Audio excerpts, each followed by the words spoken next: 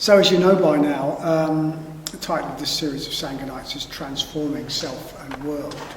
So we're particularly looking at the connection between those two, the connection between our personal spiritual practice, if you like, and the way we grow, so the way we grow and change ourselves, the connection between that and the way we change the world around us to make the world a better place.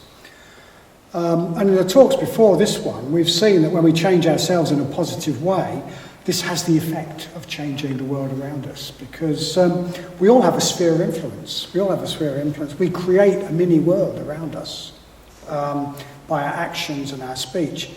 And when we change, that world changes. The world we create around us changes. Other people are affected, our influence ripples out. We've also seen that we can't really change the world in a positive way unless we also work to change ourselves in a positive way. We can involve ourselves in activism and politics and whatever, but as long as we are still ruled by our old patterns and conditioning, as long as our vision is narrow and limited, we'll still be part of the problem rather than being part of the solution. Our efforts will just be another part of the cycle of human beings with different views opposing each other. But the more we grow spiritually, the more we empathize with others, the more we see things as they are, the more we can stop being part of the problem and start genuinely being part of the solution. So we've seen that if we want to change the world, we have to change and grow ourselves. We need a personal spiritual practice that will allow us to do that. But we've also seen that if we want to grow and change ourselves, to develop our fullest potential, we need to change the world. We need to change the world around us. We are completely enmeshed with the world around us. That's what the Dharma tells us, that we don't exist as independent, separate individuals. We exist in a way which is enmeshed with the world around us. So our world, the people around us, have a huge effect on us. And we can't to make any real progress, we need a context that makes that possible. At the most basic level, we need a spiritual community. We need Sangha. So if we want to get anywhere with the spiritual life, we need to think not just in terms of creating a more enlightened self, we need to think in terms of creating around us, among us, a more enlightened community in which we could all grow and develop. So we need to think not just about me becoming more enlightened, we need to think about us becoming more enlightened. So we need to shift our perspective from just me to us. And that means we need to think not just about transforming self, but also about transforming the world around us. And then maybe starting by transforming our own immediate personal world, extending that out to becoming part of the project of creating a more enlightened community and helping that community to grow. Also seeing that as part of an even bigger project of just simply creating a better world around us for everyone. And taking that bigger perspective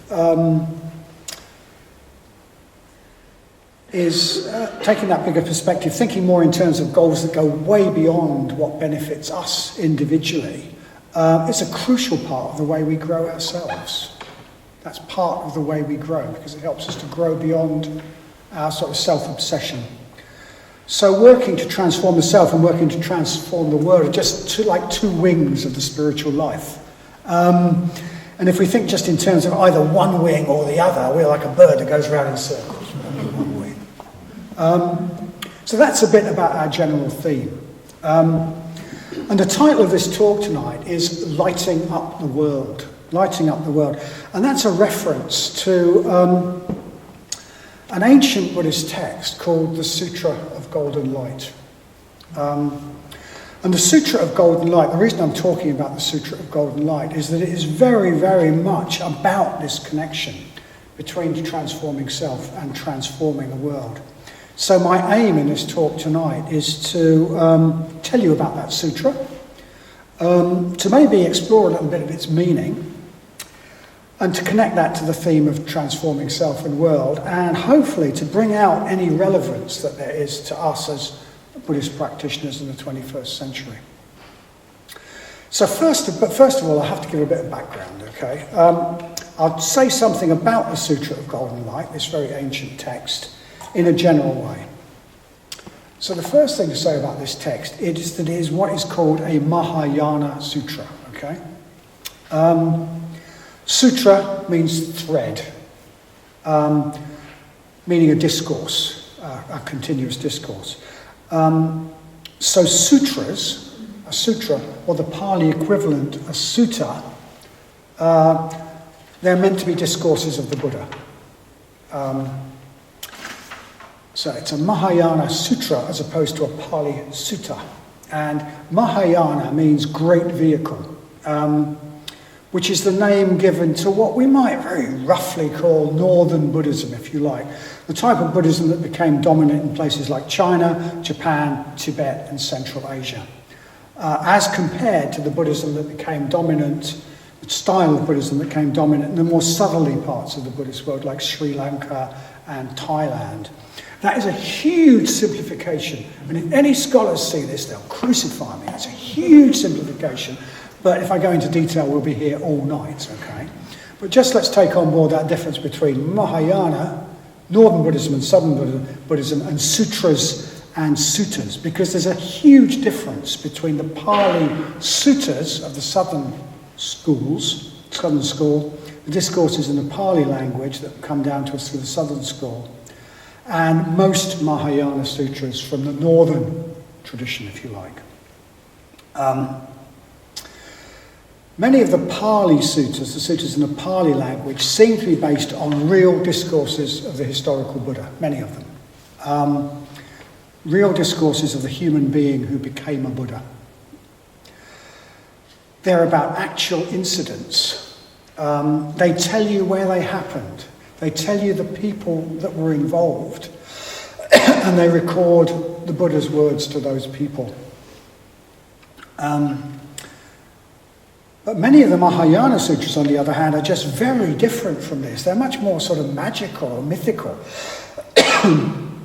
And the Buddha we meet in these Mahayana sutras is often not the historical human Buddha. It's something more like Buddhahood itself.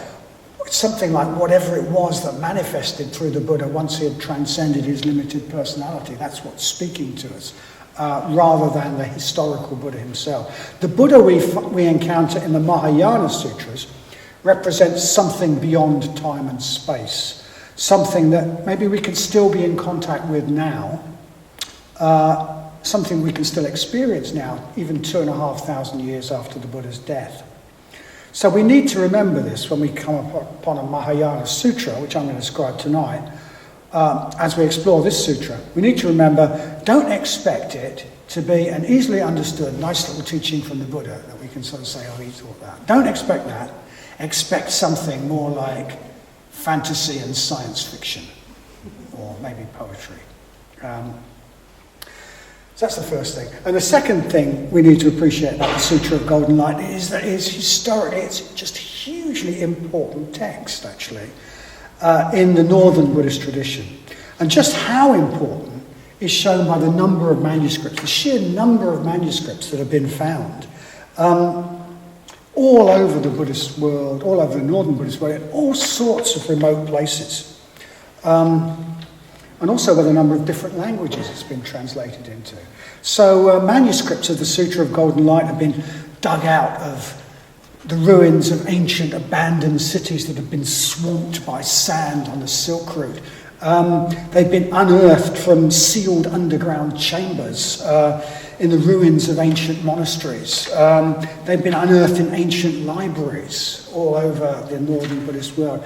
They can be found dotted around in book collections of monasteries all over the Northern Buddhist world. And then long forgotten copies have been found, not just in the usual languages, not just in Sanskrit and Tibetan and Chinese and Japanese, but in languages like Mongolian and Uyghur, Sogdian, Cantonese and Sia, wherever that's from. So the popularity of this sutra seems to be based on the fact that just about everywhere in the northern Buddhist world, the sutra was traditionally seen as having an almost magical sort of blessing quality. So that chanting this sutra, engaging with the spiritual experience that this sutra describes, brought blessings on the people who took part. It blessed their environment, it protected them, and it protected their country. It brought abundance, protection, good fortune, and positive qualities. Engaging with this sutra, sort of sharing in the experience that this sutra describes, was seen as transforming the people involved, but also as transforming the world they lived in. All over the northern Buddhist world, this sutra would be chanted publicly whenever there was a major threat. In times of trouble, this sutra would be chanted in the main square of the city or town. In the year 741, the Emperor Shomu of Japan set up a monastery in every province of Japan with the single purpose of chanting this sutra on a regular schedule to bring blessings to the country, to bring harmony and abundance and good fortune. And that view of the sutra as having this blessing, harmonizing quality is not just confined to the ancient Buddhist world. Even today, you can find loads and loads of Buddhist websites recommending that people learn and spread and chant this sutra to bring about everything from world peace to better health. You can hear it chanted in Tibetan on YouTube. A couple of years ago, when I was giving another talk at Padmaloka on this sutra, I found a website where 30,322 people had pledged to recite this sutra on a regular basis for the welfare of the world. And that was several years ago, so there'll be even more than 32,000 now. So trawling through all these many websites, engaging with this sutra is recommended as a way of purifying environmental pollution, protecting from disasters, improving the political situation, bringing national harmony, purifying accumulated bad karma, calming mental disturbances, and curing mental illness. The website of one Tibetan teacher says that if enough people engage wholeheartedly with this sutra, China will return to Buddhism and relax its hold on Tibet. Another website asks people to contribute to the project of making this sutra freely available in all hospitals and psychiatric institutions because it has the effect of calming anxiety and mental disturbances. For many, many people in traditional Buddhist countries, chanting this sutra, engaging with this sutra, is really seen as something that will transform the world for the better. Are they all mad? Are all these people deluded? These people from 1,500 years ago and going right up to the 21st century? Is all this just a load of empty superstition? Or is there something behind this? Can engaging with the sutra really have some sort of blessing quality? Can it really protect and bless and bring abundance and positive qualities? Can it really transform the world? And actually, for me, the answer to this is yes. For me, the answer is yes. And my talk is mainly about why I think that is, and how we can get some of that quality ourselves in our own lives. So as I said, it's hugely important sutra in the Buddhist tradition, so you might get really excited and go and buy it and pick it up and read it. And if you do, you will probably be just really, really puzzled. Because at first sight, this is a very, very odd text indeed. It seems like a hodgepodge of often bizarre and unconnected scraps. It's got spells, it's got invocations, it's got magical recipes, it's got apparently completely irrelevant stories, It's got discourses on medicine. It's got instructions for rituals for acquiring wisdom by bathing in herbal infusions while being waited upon by beautiful virgins. I'm going to try that one. Sangha actually says that this sutra, on first sight, this sutra is just a rag bag.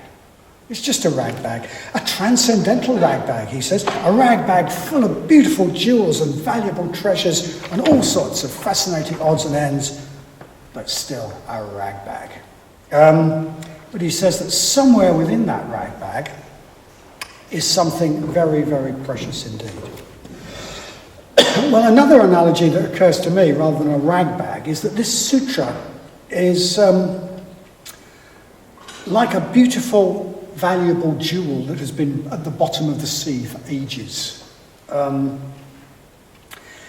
it's a beautiful jewel, but it's encrusted all over with barnacles and limpets and coral and seaweed, so that you can hardly see the jewel at the centre for all this incrustation. But somehow a radiance still shines out from the jewel.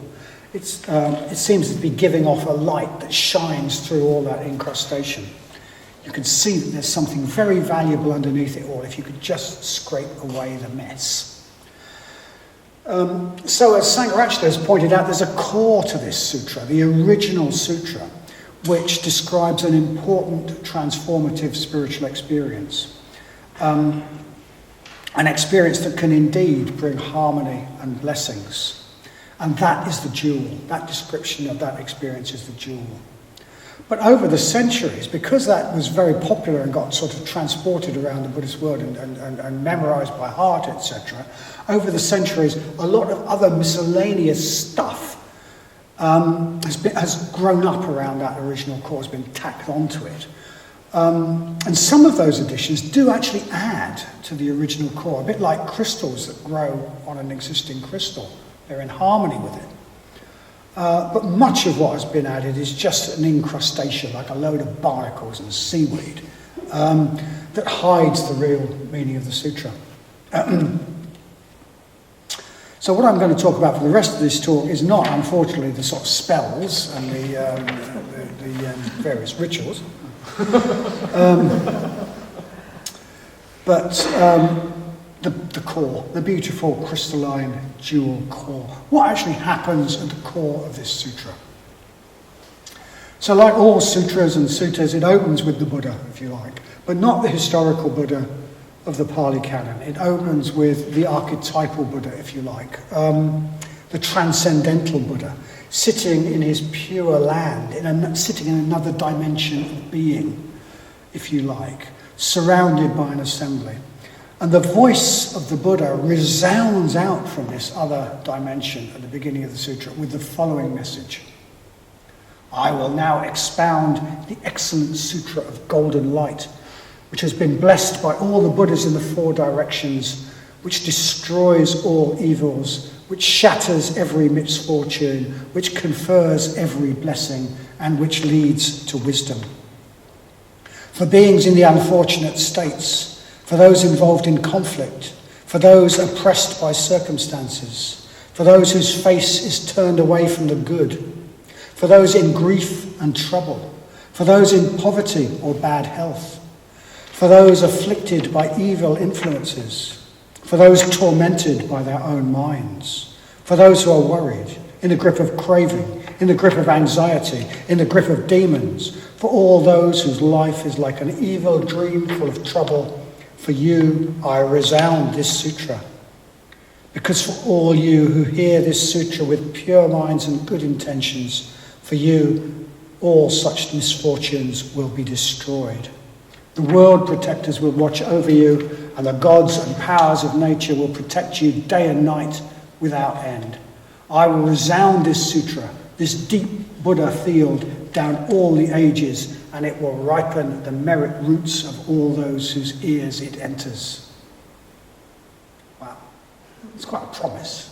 It's quite a promise. And then suddenly the scene shifts. So we get the promise, and then the scene shifts. And we're in the town of Rajagriha, in the house of a practitioner called Ruchiraketu. And when we first meet him, Ruchiraketu is troubled by doubts. He is meditating, but he's troubled. He is troubled by the question, why did the Buddha die? Why did the Buddha pass into final nirvana and leave all his followers without his example? In effect, why has the Buddha left us alone? So what does that really mean? I think the fact that Ruchiraketu is troubled by this question, why did the Buddha die, is in fact symbolic of something else. What it really points to is the fact that for Ruchiraketu at the moment, the Buddha, in a sense, is not alive. Buddhahood is not a living spiritual reality for him. His potential, his own potential to be a Buddha is not a real living reality for him. Ruchiraketu does not feel a real connection between himself and the ideal. It all seems a bit distant, a bit remote. And we often probably feel like that ourselves. The historical Buddha's been dead for a long, long time, and maybe there isn't much in our present experience to inspire us to be the person we have the potential to be. And if we feel like that, then we're in the same position as Ruchiraketu. So Ruchiraketu is feeling that the ideal is not a living force, if you like, in his life. Spiritual reality is not really alive for him. The Buddha is not alive for him. And he is pondering the question that symbolises that. Why is the Buddha dead? But Ruchiraketu is described as being a great being of great merit. So for him, this question is answered in a way that it might not be for us. Okay? There he is, meditating on the Buddha, feeling this lack of connection, focused on that doubt, if you like. Why did the Buddha die? And he gets his answer. He gets his answer. In no uncertain terms. He doesn't get a sort of small feeling that he can connect, with something beyond himself. He doesn't get a little inkling or an intuition. He doesn't get a tiny whisper in his ear saying, it's okay, you're not alone. You do have a connection with a deeper wisdom in your heart of hearts. He doesn't get that. We might be very glad to be answered like that when we have doubts, but that isn't what happens to Ruchiraketu. Oh no, not a subtle feeling or a whisper. Instead, as he's meditating on this, the walls of his house disappear. And the house extends to infinity in all directions. The parts of his house that are left are transformed into brilliant glowing light. They become precious jewels full of light, shining with light. And somewhere out of the infinite space that extends in all direction, 4 enormous thrones appear in the cardinal directions, made of light. And on each throne appears a gigantic lotus made of light. And on each lotus appears a huge Buddha, shining with brilliant light. And throughout the huge expanse of space, the voices of these Buddhas resound, saying with one massive voice together, the drops of water in the ocean can be counted, but no one can count the life of the Buddha. The atoms in the earth can be counted, but no one can count the years in the Buddha's life. Even the sky can be measured, but there is no measuring the Buddha. So be free from doubt. The Buddha never leaves this world, and the Dharma never disappears. The Buddha is eternal. The Buddha field is inconceivable beyond the mind of humanity. All the Buddhas are one. The eternal Buddha manifests here in many ways for the sake of sentient beings.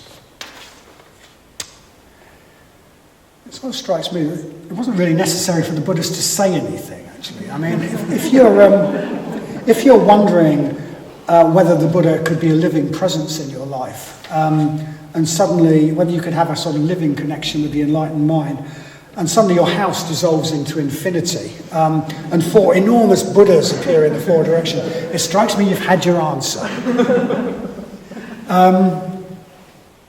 The medium is the message. You've been told in no uncertain terms, transcendental reality is present and active. It can be a real living force in your life if you open up to it. But just in case Rudraketu hadn't got the message, the Buddhas spell it out in words. The Buddha is a living reality. Buddhahood is a living reality. And here we are to prove it. So not surprisingly, this is a bit of an overwhelming experience for Rudraketu. It's as though he's created a sort of chink in his worldly reality by his meditation. And transcendental reality has gushed in to his usual reality with a sort of overwhelming force. It's as though a brilliant, bright light has shone through that chink and illuminated his world, shown him that reality is much more wonderful than he could have imagined. So the link between him and what is ultimate in the universe is renewed. His connection with his own potential for Buddhahood, his commitment to the path, his connection to his potential for Buddhahood is restored. And this sets off a train of inner events that completely transform him and his world. So his doubts vanish. His doubts are just completely replaced by total commitment. And this sets off this train of inner events that completely transform him and his world. So in response to this experience, he enters a sort of dream state. And in this dream state, he sees Buddhas everywhere. And he sees a vast golden drum, a huge golden drum, which as it is beaten, sends out not only sounds, it sends out golden light in all directions. So he has entered a visionary dimension, if you like, where the senses are not strictly separate, where sounds are also colours, and where colours are also mental states. So the drum doesn't just boom out sound and also beam out light. It also sends out verses that represent, if you like, the next phase of Rudraketu's big spiritual experience. These verses, if you like, I think represent what's happening in the depths of Rudraketu's being in response to this renewal of his commitment, this renewal of his connection with what is deepest in himself and deepest in the universe, the renewal of his commitment to the spiritual life. And these are verses that express great joy, and verses expressing great devotion to the Buddha, verses expressing a wonderful sense of metta for all beings, joyous metta, well-wishing for all beings. And they're also verses of confession, banging out from this golden drum, beaming out in all directions. Verses of, I say, joy, metta, rejoicing, but also confession, regret for past unskillfulness, and a determination to move on, to live more in accordance with the Dharma in the future, to live in accord with what's ultimate in him, with this new commitment to the spiritual life. So I'm not going to say a lot about the confession aspect of Rudraketu's experience that's described in the sutra, although that is a really important part of the sutra. It really deserves a talk all on its own, at least. But I will say a couple of things just very, very briefly. Confession's got a bit of a bad press in the West, maybe because of the way it's approached in some Christian traditions, where it seems to be about cringing in fear or something. Maybe it's because of that, but it seems to have got a bad press in the West. But true confession, real confession, is an essential part of any spiritual transformation, and that's what Rudraketu is going through. He's going through a spiritual transformation.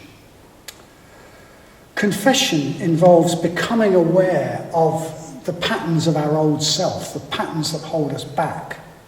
It involves feeling regret for those patterns and regret for the ways they've led us to let ourselves down and harm others. And it involves making the decision to leave those old patterns behind and move on into a new phase. To become a new being, we need to leave behind the old being. You can't do one without the other. And that means we need to stop identifying ourselves with old patterns of behaviour.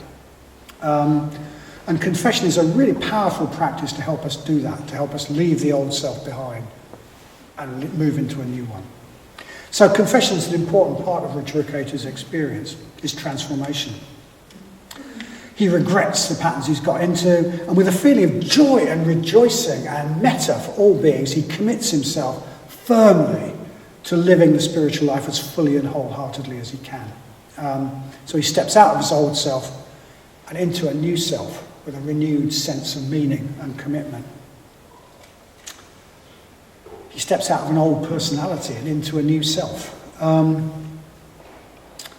A new self that's wholeheartedly committed to what we call the Bodhisattva path, the path of growing towards enlightenment, not just for ourselves, but for the sake of the world, to help transform the world. So that's the second phase of Ruchiriketu's experience.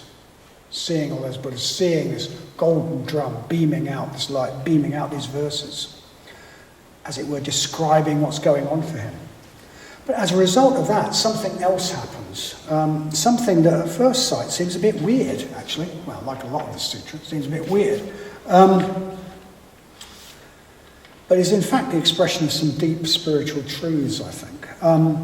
At this point in the sutra, as Ruchiriketu steps into his new self, as it were, a number of strange figures appear and give different sorts of blessing. They confer different sorts of blessing, not just on him, but on the whole world. These figures, they come from Indian culture, so they probably seem very, very unfamiliar and strange to us. But if we can go beyond that sort of superficial strangeness, we can see that they maybe represent something quite important and significant. And what they represent is the abundance and the power, the blessing, the strength, the effectiveness, the fulfillment, the happiness, the joy that comes when our personality becomes united around a true spiritual ideal. When we commit to the spiritual path wholeheartedly and our personality, our being becomes united around that. There's a wholeness of character that comes when our being is united around a purpose higher than itself. So that the usual conflicts and flaws and uncertainties that usually undermine us and create all sorts of negative mental states, they just drop away. When we become whole, united, committed, united around a higher purpose, our talents come on stream and the world becomes brighter and more beautiful and more vivid, and we become able to bring brightness and vividness to the world around us. To paraphrase the words of W.B. Yeats, we are blessed and we are blessed and we can bless. And this is what the appearance of these strange figures represent. This is what their blessing represents. So the first of these strange figures to appear are what are called the four great kings, who in Indian mythology stand at the four corners of the world and protect the human world. They bring order and harmony to the human world. They create a harmonious, unified